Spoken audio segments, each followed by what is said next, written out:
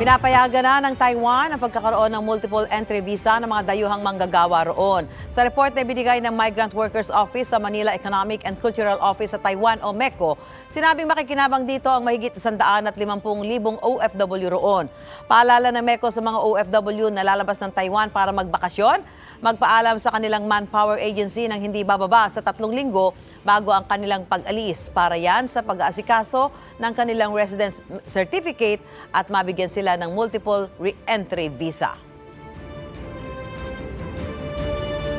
Patuloy na minomonitor ng Philippine Consulate General sa New York ang sitwasyon ng mga Pilipino roon sa gitna ng winter storm.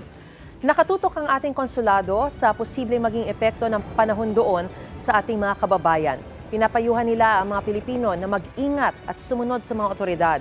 Nagpatupad na ng travel ban ang New York State bunsod ng zero visibility sa kalsada. Sa tala noong 2021, nasa mahigit 100,000 Pilipino ang nasa New York.